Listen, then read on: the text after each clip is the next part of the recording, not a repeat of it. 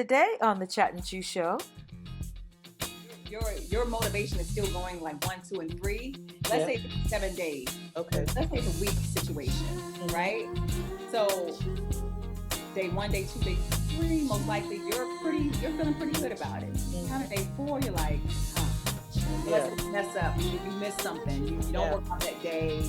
You eat a bag of chips. Whatever it may be. Then you feel like, I'm thrown off. I might as well eat the whole thing now.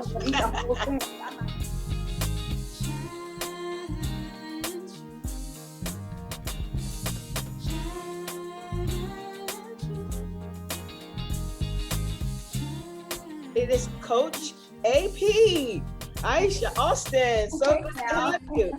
How you doing? I'm doing great. Thank you so much for having me again. Good. Well, as you guys know, Coach AP has been a guest. This is your 3rd time. Yes. So you get the 3rd time jacket. No. Yes. I love it. And she has been such a motivation to us and an inspiration when it comes to health and wellness and fitness and all of that. So we're just super thrilled to have you back.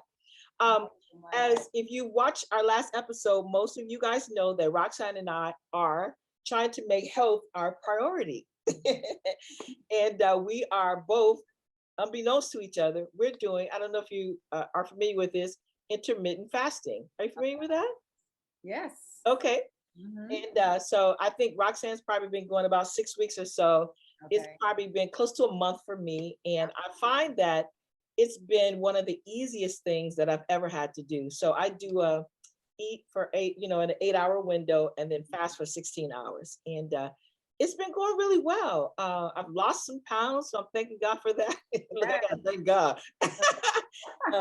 Because I had a super problem with eating at night. So this is going pretty good, good.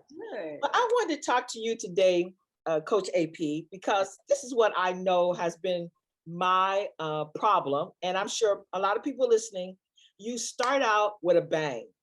You know what I mean? You're like, yes, I'm going to do this. I'm going to do the marathon. I'm going to finish, I'm going to build this relationship. I'm going to build this business. And day 1, you're so excited. By day 2, 3, and all of that, your motivation starts to wane. So I want us just to kind of help people who are in that, I started out with a bang and now I'm feeling like, oh, shoot, they're not motivated. Why would you say that someone's motivation wanes? Yeah. So sometimes the goal is a little too lofty, right? It's a little too big in the beginning, right? Okay. I have this I call it SMART goals is what I like to call it. And I'll go through each of, what it means for each of the actual letters. But I think people get overwhelmed, right, quickly, because when you first start out initially, you're super excited, right? That adrenaline is flowing, right? Those the dopamine and all of the hormones, and you're excited and all of those things are flowing. And then you realize that this is a challenge, right? This is challenging to me because it's different, right? It's bringing a change in your life.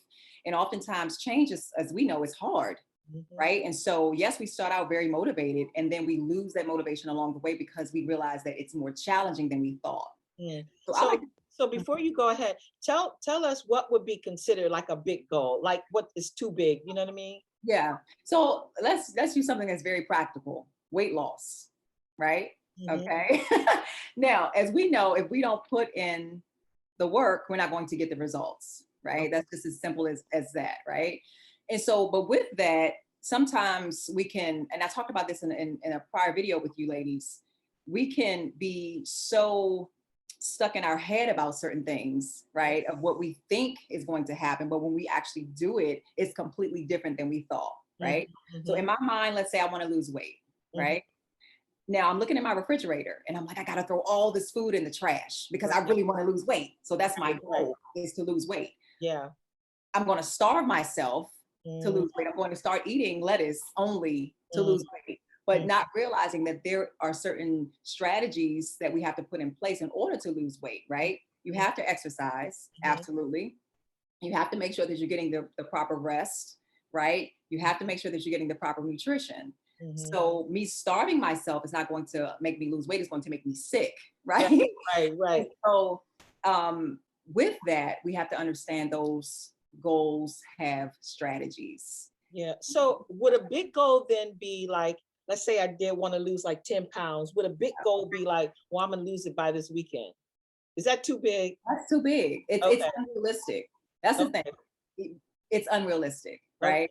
So we want to put parameters around those goals and make sure that we're using realistic expectations. Right. Because if you That's so difficult because you know on TV, you the see someone, or if you watch, like if you do scroll Instagram, Yeah. Facebook, whatever, you Yeah. see those before and after pictures, and they always make you think that I did this for 2 days, and now No. look at me, I'm here now, you know.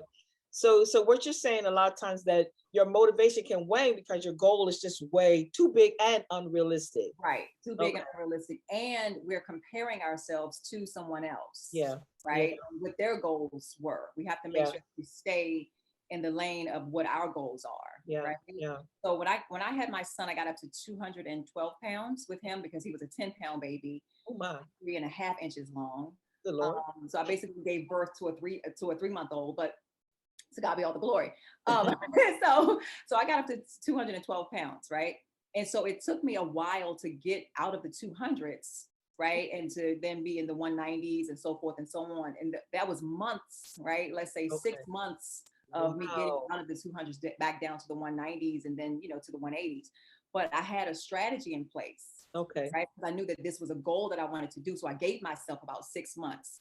And I did that because I was nursing, right? So I didn't want to rush it, right? I didn't want to say, okay, in 3 months, I'm going to lose 30 pounds. Like, just some people can do it. And with all due respect, go ahead. You go, girl, you go, guy, right? But for me, I knew that there were specific things that I needed to do for me, right? Wow. I didn't. Okay, I'm like, my head is going like this. And this is why, because what I don't know why we don't know what is realistic. And is it because we're conditioned to think everything's a microwave, everything get it in 5 minutes? I mean, so for you to set a goal Mm-hmm. and then to say, I'm going to be at this point, I'm going to give myself 6 months. Yeah. I mean, that's huge. Mm-hmm. Mm-hmm. Wow. Instead of saying, oh, in 3 months, because could I have done it in 3 months? Oh, absolutely. I could have, because I know what to do, right? In order to use it. But because I was nursing, so you have to understand what your body needs. I was nursing, so my son needed more of the nutrients. Yeah. From that's what he needed, right? So I couldn't deprive myself because he needed what I needed to give him from, as it related to me breastfeeding. And so I gave myself an extra 3 months, because thinking about him as well. So again, not putting myself in a box of someone else's expectations, but understanding what I needed for my body. So yeah. Wow. So you have an actual formula that you help people. So we're talking about holding on to motivation, because day one, you got the goal set, you're gonna do it, you're gonna read the book, you're gonna write the book, you're gonna start the business, you're gonna lose the weight. We're excited on day one. Yep. Okay, now day two. Yeah. So it normally happens probably around like maybe day 4 or 5. Okay. Your motivation is still going like 1, 2, and 3. Let's say it's 7 day. Okay. Let's say it's a week situation, right? So day 1, day 2, day 3, most likely you're feeling pretty good about it. Kind of day 4, you're like, let's say you mess up, you miss something, you don't work out that day, you eat a bag of chips, whatever it may be, then you feel like, I'm thrown off. I might as well eat the whole thing now. I might as well just forget it. Yeah. I can't do this. Like you start, then self-talk happens, right? And then you completely derail yourself from the goal that you had, right? You have to say that again. That's too good to pass up. Say it one more time. Yeah. And then now you're upset at yourself because it's like, dang it, I messed up. Instead of saying, wow, okay, you know what? I fell off. I did day 1, 2, and 3. I'm proud of myself for that. Day 4, I might have messed up, but guess what? I still have day 5, 6, and 7 that I can get back on track and finish strong. And I think that's where we kind of lose the motivation. Yeah. Right. Good. That's good. That's Yeah. really good. Yeah, so I have something called SMART, right? Okay. And I know a lot of people use these, this acronym, especially when it relates to goals. But I'm going to read what mine stands for. So the S is start small, Mm, basic, start small. And mhm, this is why this is important. And it's good. understanding that it's okay to simply start where you are, Mhm, right? I'm a visionary, and I know that many people are visionaries. And one of my favorite authors, Mr. Stephen Covey, has a book called The 7 Habits of mhm, Highly Effective People. And one of those habits, I believe it's habit 2, says start with the end in mind, okay. right? And as Mhm, a visionary, you start with the end in mind, so you see the end when you begin, if that makes sense, mhm, right? mhm, And mhm. so sometimes that's hard though, and it's hard because um, you feel like you have to start big instead of starting small, Mhm. right? So I kind of flip it a little bit to say start small, start where you are, right? And this is the deal. If you're unable to appreciate the small beginnings, Mhm, right, the humble beginnings, then mhm. you're not going to be able to appreciate the larger blessing, Good. right? So, for example, what would be like a starting small type of thing for someone? Yeah. So Yeah. I'm on the couch. Let's say, let's just working out. So I'm on the couch. I haven't done that in years. What Right. would be a start small? Yeah. So let's say you're watching TV and you have some goals. You want to lose some goals, but you fell off a little bit and you didn't go to the gym today. So I'm Mhm, sitting on the couch, I'm watching TV. But guess what? While I'm watching TV or while the commercials are on or while I'm taking a break, for 30 seconds, I can do some squats. mhm, And I'm squatting off the couch, right? mhm, I'm, maybe doing some push-ups on the side, some modified push-ups. I may be doing some leg lifts, mhm, on the couch. I may just drink some water in that 30 seconds, mhm, right? While I'm sitting on the couch. mhm. So things like that to really start small. It's good.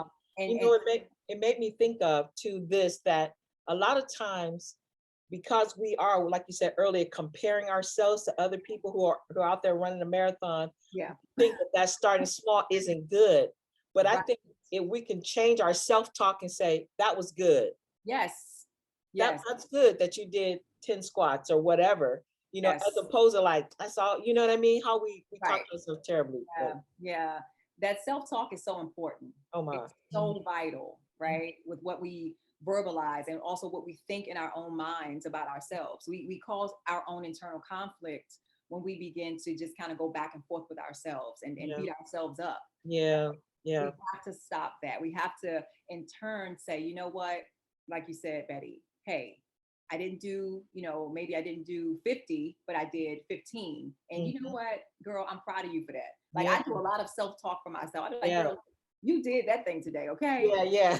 And the thing is, when you appreciate what you built from the muck and the mire, as I like to say, Yeah. you are able to appreciate when you're nice and clean and all dolled up because Yeah. you know where you've come from, you know Yeah. where you started, right? Yeah. So to start small, It's good.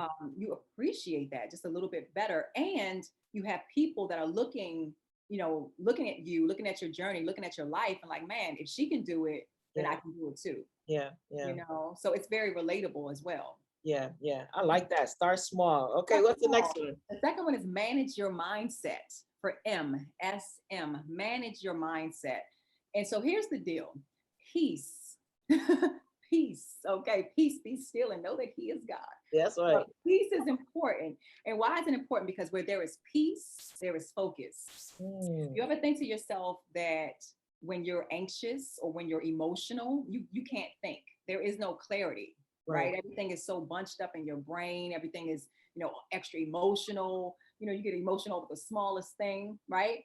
Your house is all over the place. You know what I'm saying? But when you have peace of mind, when you're Mm, able to manage your mindset, that's good. that brings extra focus and extra clarity. Mhm. So that's for the M. That's good. That's good. So start small. Mhm. Manage your mindset. Yes. Okay.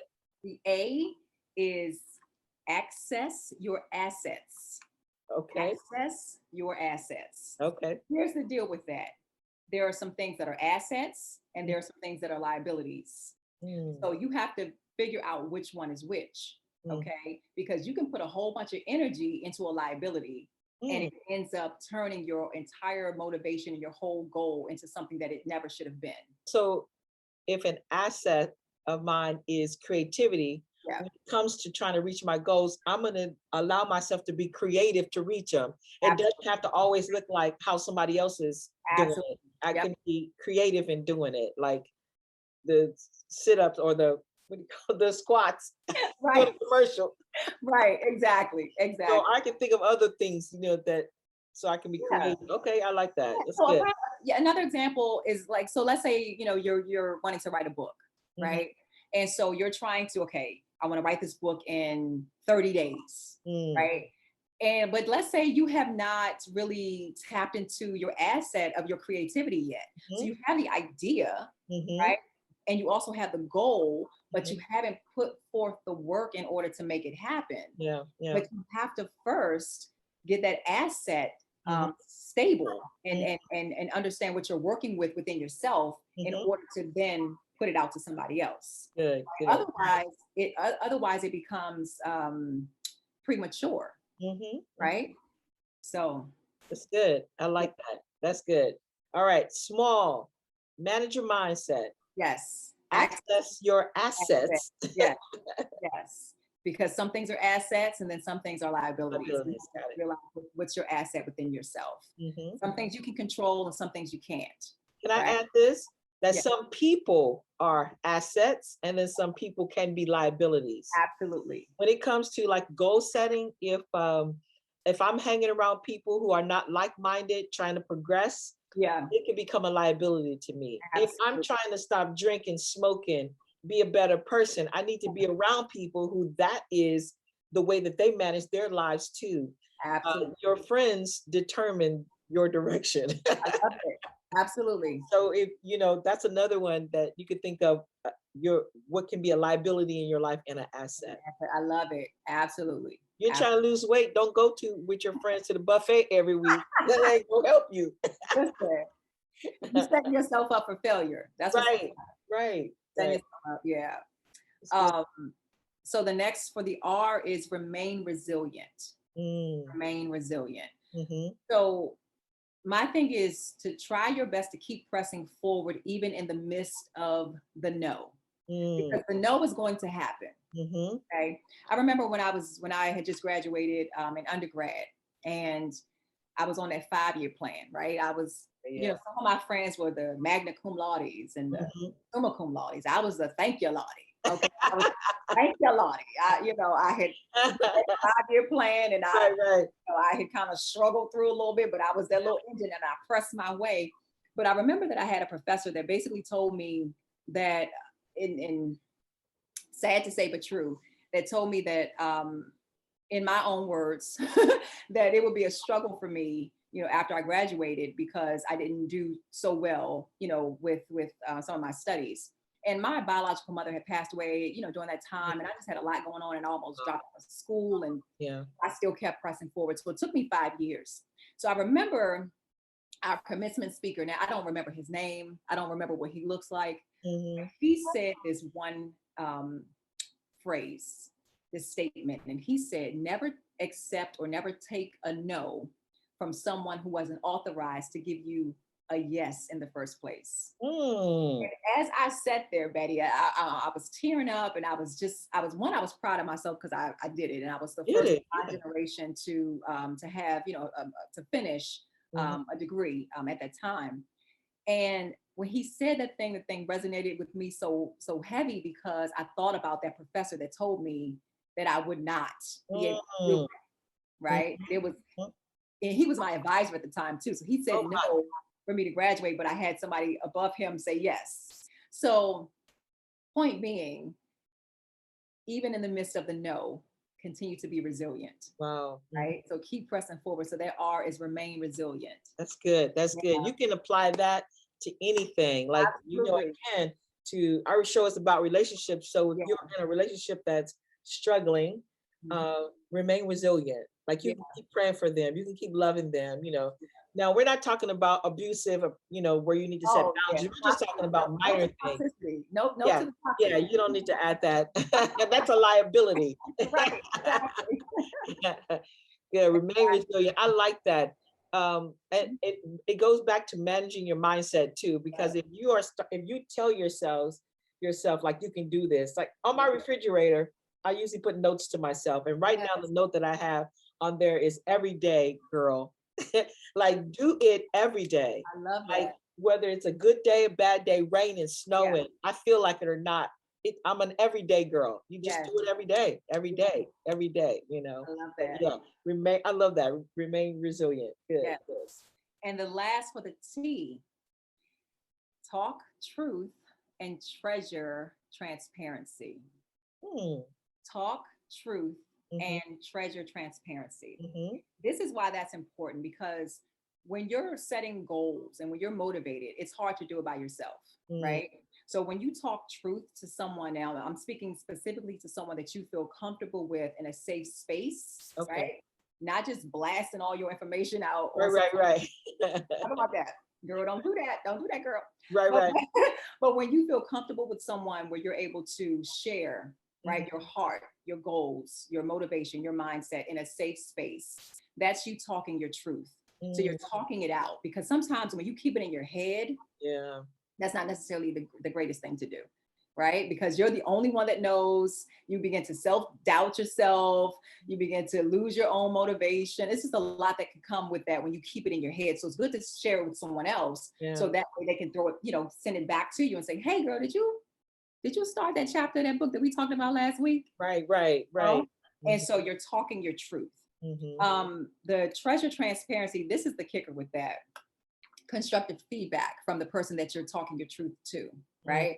Mm-hmm. Are you able to receive what they have to say in transparency? Mm-hmm. If it's a true friend, they're going to give you what you need to hear and be transparent with you, right? Yeah. Are you able to receive that as the treasure, right? Yeah. Are you able to give some type of reciprocity? Are you giving and then they're giving back to you, and vice versa? So that's why I like to say talk truth and treasure transparency. Good. To That's get good. into a relationship, because we can't do it by ourselves. That's just, Right. look, even Jesus had 12 disciples, okay? Right. Somebody.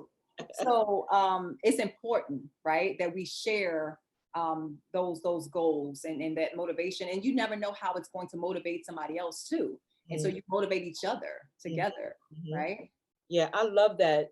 I mean, in other words, bounce off Yeah, people, absolutely. or, like some things that are in your mind and in your heart, you say to somebody else, because sometimes you think you're the only one going through it. And they were like, no, I went through that before. And this is what you can do. Or you're being silly right here. Or that's not true, and let someone else tell you those things, that someone, like you said, that's trusted. You'd be like, oh, okay. Yeah.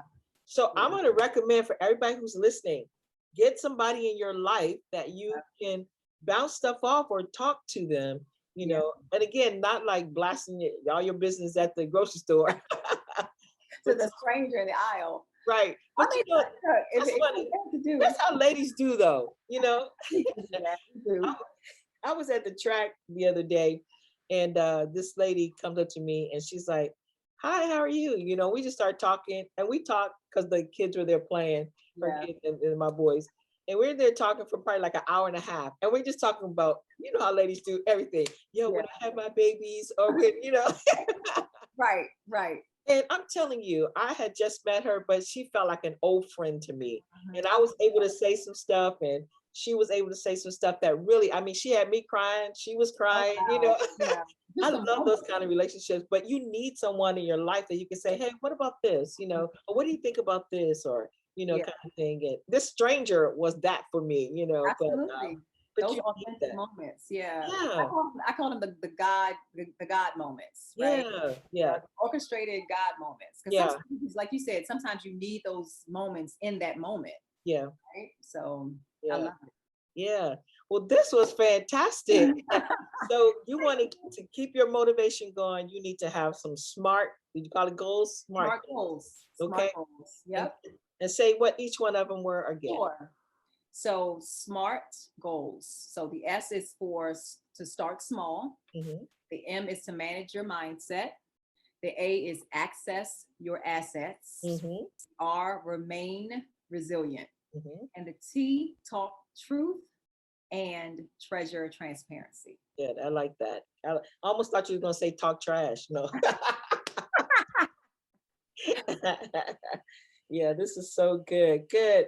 Well, this was just like such a great episode. And Thank you. tell people where they can find you and all that good stuff. Yeah, so I'm on two social media platforms. Okay. I'm on Instagram and Facebook, and I'm under a.p.alston. Okay, good. Facebook and Instagram. And you can also, I have a website, which is www.ubunlevitt.com. Good. Love that. And we'll put all that up in the show description and all that good stuff. Thank well, you. Coach AP, it was good talking to you. Thank you for having me, Betty, in the chat too. I know. So next episode, Roxanne will be back with us, and then we'll be chatting it up. So we'll talk to you next time. Bye. Take care. Good. This episode is brought to you by the Chat and Chew Company.